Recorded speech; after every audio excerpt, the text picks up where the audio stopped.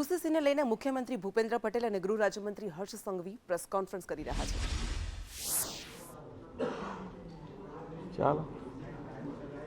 ચાલુ કરીએ ભાઈ। સર્વપ્રથમ તો આપ સૌ પત્રકાર મિત્રોનું આજે મુખ્યમંત્રીશ્રીની અતિ મહત્વની પ્રેસ કોન્ફરન્સમાં રાજ્ય સરકાર વતી હું આપ સૌનું ખૂબ ખૂબ સ્વાગત કરું છું। આજે ગુજરાતના લોકપ્રિય મુખ્યમંત્રી આદરણીય શ્રી ભૂપેન્દ્રભાઈ પટેલ સાહેબ દ્વારા એક ઐતિહાસિક નિર્ણય લેવામાં આવ્યો છે। રાજ્યમાં સમાન સિવિલ કાયદાની આવશ્યકતા ચકાસવા માટે કાયદાનો જે મુસદ્દો તૈયાર કરવાનો છે તેના માટે એક મહત્વની સમિતિ જે તૈયાર કરવામાં આવી છે અને એ બાબતે આદરણીય મુખ્યમંત્રી શ્રી આપ સૌને જાણકારી આપશે। આદરણીય મુખ્યમંત્રી શ્રી।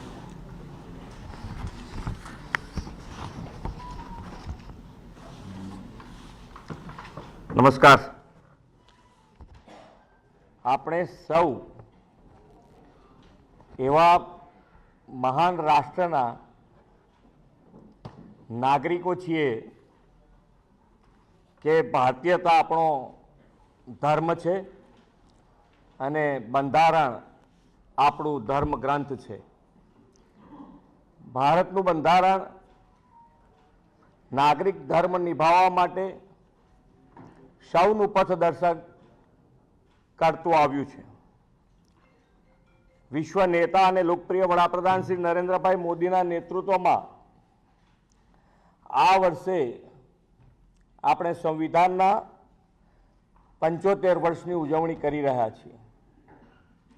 વડાપ્રધાન મોદી સાહેબે દેશના તમામ નાગરિકોને સમાન હક મળે તે માટે કોમન સિવિલ કોડનો દેશવ્યાપી અમલ કરવાનો નિર્ણય કર્યો છે। આદરણીય વડાપ્રધાન શ્રી નરેન્દ્રભાઈ મોદીની ભારતીય જનતા પાર્ટીની સરકાર જે કહેવું તે કરવું એક કાર્યમંત્રને અનુસરીને સરકાર કામ કરે છે।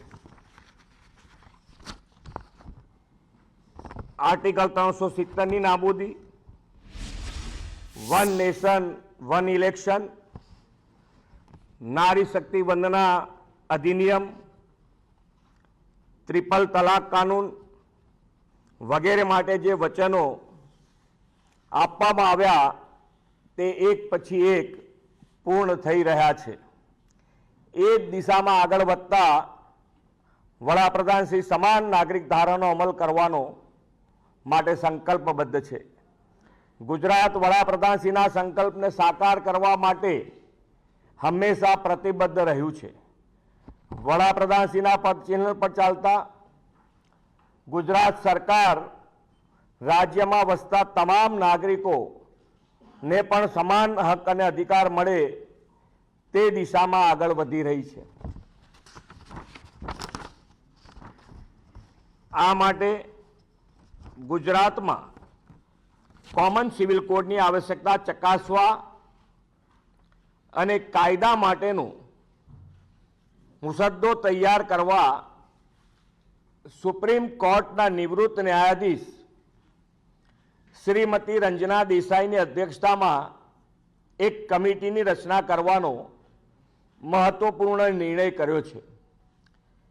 5 સભ્યોની આ સમિતિમાં અન્ય સભ્ય તરીકે નિવૃત્ત વરિષ્ઠ આઈએએસ અધિકારી Shri CL Meena, advocate Shri RC Kodekar, ભૂતપૂર્વ વાઇસ ચાન્સેલર શ્રી દક્ષેશ ઠાકર અને સામાજિક કાર્યકર સુશ્રી ગીતાબેન શ્રોફનો સમાવેશ કરવામાં આવ્યો છે। આ કમિટી તમામ પાસાઓનો સુગ્રથિત અભ્યાસ કરીને પોતાનો રિપોર્ટ 45 દિવસમાં રાજ્ય સરકારને આપશે અને રિપોર્ટના આધારે રાજ્ય સરકાર યોગ્ય નિર્ણય કરશે। Thank you.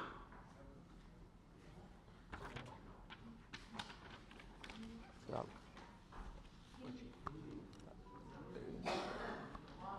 હિન્દી કેવું હતું કે પ્રશ્ન પતાવી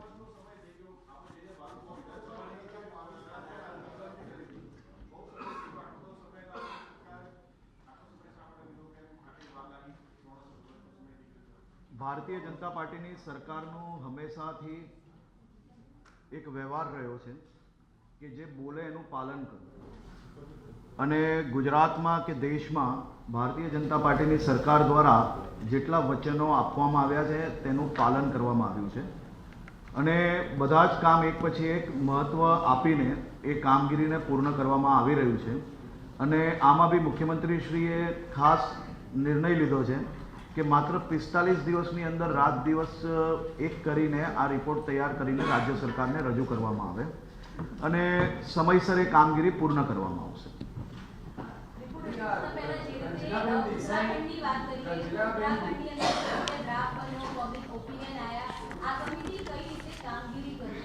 દરેક રિપોર્ટ એક જ નિયમના આધારે બનતા હોય છે અને રિપોર્ટ બનાવતી વખતે આ બધા જ વિષયોનું ધ્યાન રાખવામાં આવશે.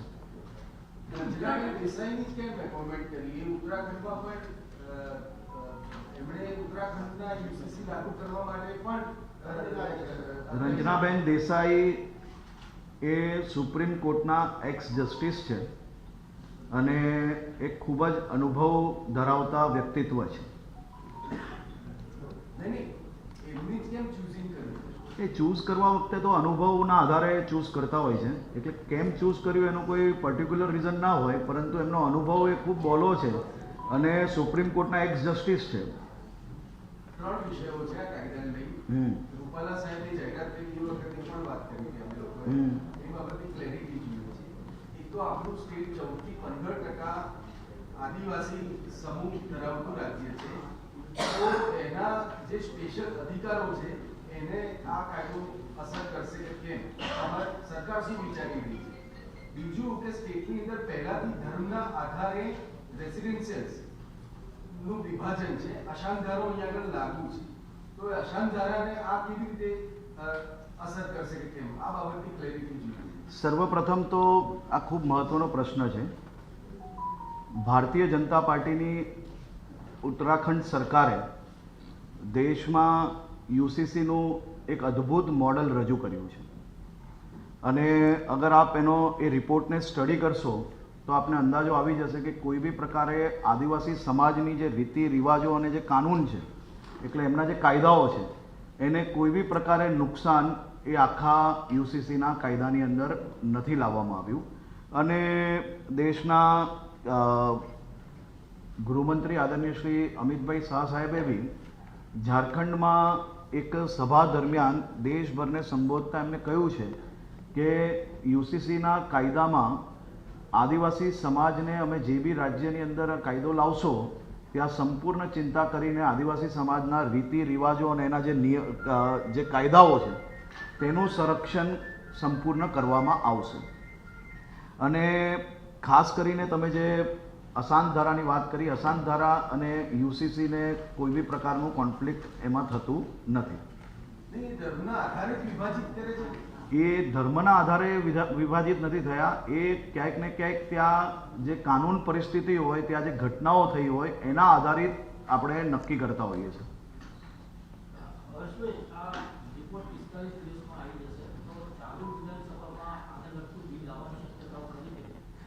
રિપોર્ટ 45 દિવસમાં આવશે, એના પછી સરકાર એનો રિવ્યૂ કરશે.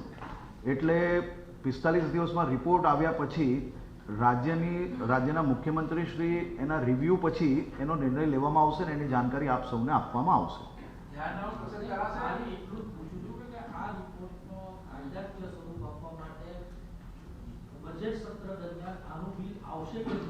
મેં આપને એ જ કહ્યું કે 45 દિવસમાં સરકારને જ્યારે રિપોર્ટ રજૂ કરવામાં આવશે તે પછી સરકાર દ્વારા એનો આખો રિપોર્ટને રિવ્યૂ કર્યા પછી જે અનુકૂળ સમય હશે તે વખતે મુખ્યમંત્રી શ્રી નિર્ણય લઈને એને વિધાનસભામાં લાવશે. બીજું એક હિન્દુ સક્સેશન એક્ટ વિશે સમજવું છે કે એ એક્ટ પણ આ યુસીસીના કારણે અસર થાય છે. ઉત્તરાખંડમાં શું છે અને સરકાર શું વિચારી નહીં, ઉત્તરાખંડના રિપોર્ટની અંદર બી અગર આપ જોશો ને, એક તો HUFનું જે મુખ્ય ટેક્સેશન વાળી વાત છે, ટેક્સેશનનો અલગ જ અલાયદો કાયદો છે અને ખાસ કરીને ઉત્તરાખંડના બી તમે યુસીસીનું જે ડ્રાફ્ટ રજૂ થયું છે તેની અંદર બી HUFને કોઈ બી પ્રકારે મેન્શન કરવામાં આવ્યું નથી. મારો સવાલ સીએમ સાહેબને છે. યુસીસી અને હિન્દુ કોડ એ બંને વચ્ચે ડિફરન્સ શું છે એ તમે મને સમજાવી શકો? હિન્દુ કોડ અને યુસીસી આ વચ્ચેનો ડિફરન્સ તમે શું છે એ મને સમજાવી શકો?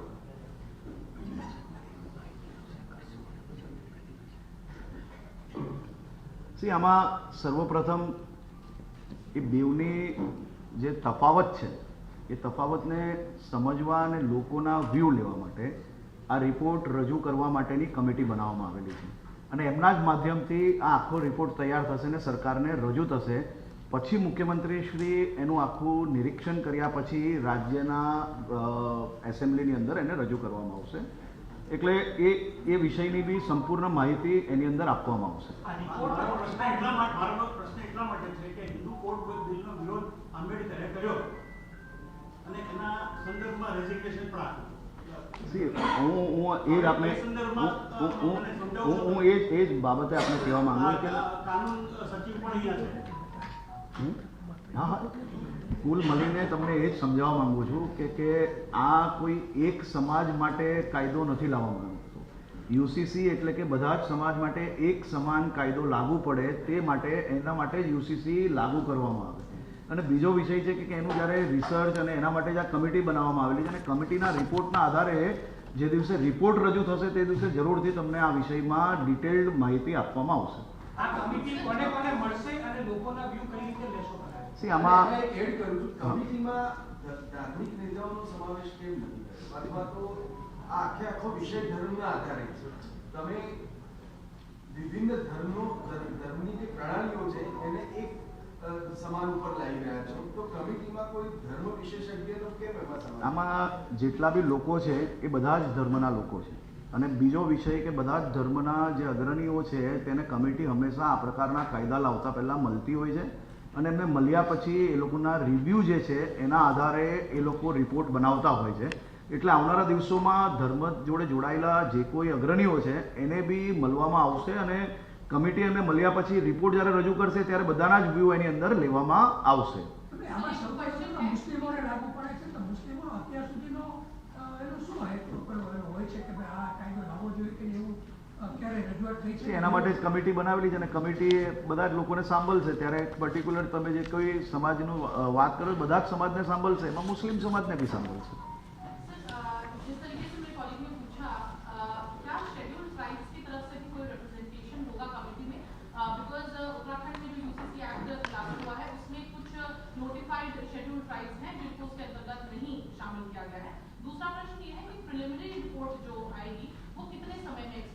सर पहले ही मुख्यमंत्री जी ने बताया कि विद इन 45 डेज ये रिपोर्ट को सरकार में पेश किया जाए, इसी प्रकार से हुक्म किया गया है और ये कमेटी उसके लिए कटिबद्ध है. आने वाले 45 दिन के अंदर ये रिपोर्ट पेश करेगी और ख़ास तौर पे मैंने आपको पहले भी बताया कि आदिवासी समाज को उत्तराखंड में जो यूसीसी बिल जो पेश हुआ है वो एक देश के लिए एक बहुत ही श्रेष्ठ उदाहरण है जिसमें आदिवासी समाज की रीति रिवाज, उनके कानूनों का संरक्षण करने के लिए आदिवासी समाज को यूसीसी में खास तौर से संरक्षण दिया गया और किसी भी प्रकार से आदिवासी समाज को इसमें लागू नहीं किया गया है.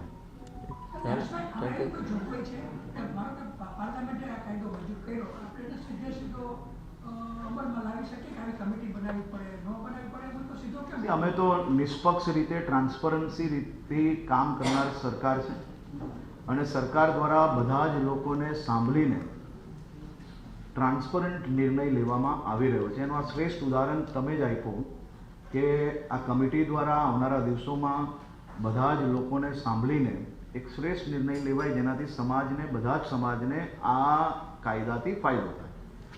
આભાર. Okay, thank you.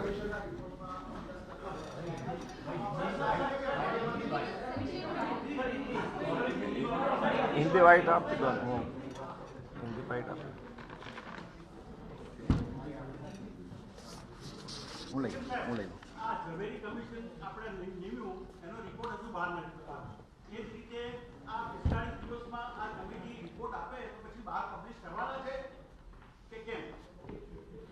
બહાર કાયદો બનશે, બહાર આવવાનો જ છે ને. નહીં, રિપોર્ટની વાત છે. એમાં નહીં આવે. રિપોર્ટમાં કાયદો બનશે તો એમાં આવશે વસ્તુ. રિપોર્ટ તો પબ્લિશ થવો જોઈએ. નહીં, રિપોર્ટ કરતા કાયદો બને છે પબ્લિશ થાય જ. ના, એ રિપોર્ટ આવો છે.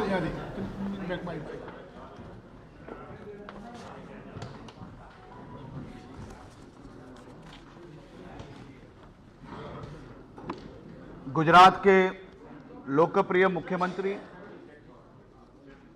सेट થાય તો મુખ્યમંત્રી ભૂપેન્દ્ર પટેલ અને ગૃહ રાજ્યમંત્રી હર્ષ સંઘવીએ આ પ્રેસ કોન્ફરન્સ કરી અને કહેવામાં આવ્યું કે 5 સભ્યોની એક સમિતિ બનશે. સુપ્રીમ કોર્ટના પૂર્વ ન્યાયાધીશ રંजना દેસાઈની અધ્યક્ષતામાં આ 5 સભ્યોની કમિટીની રચના કરવામાં આવી છે, જે 45 દિવસમાં સરકારને રિપોર્ટ સોંપશે. યુસીસી પર અને તેમની જે પણ ભલામણો હશે, સૂચનો હશે એની સમીક્ષા કરવામાં આવશે અને ત્યારબાદ યુસીસી કાયદો લાગુ કરવા માટેની તૈયારી કરવામાં આવશે તેવું કહેવામાં આવ્યું છે મુખ્યમંત્રી ભૂપેન્દ્ર પટેલ દ્વારા. અને આ ઉપરાંત એવું પણ કહેવામાં આવ્યું કે ઉત્તરાખંડમાં જે રીતે યુસીસી લાગુ કરવામાં આવ્યું અને એના માટેનો મુસદ્દો તૈયાર કરવામાં આવ્યો એ એક શ્રેષ્ઠ છે આખા દેશ માટે.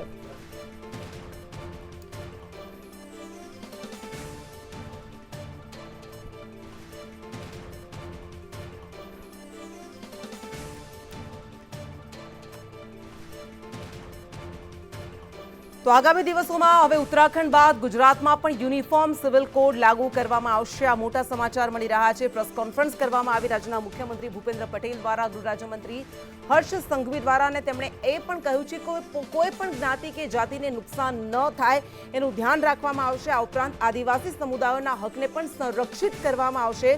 બધા ધર્મના અગ્રણીઓની કમિટી મળતી હોય છે.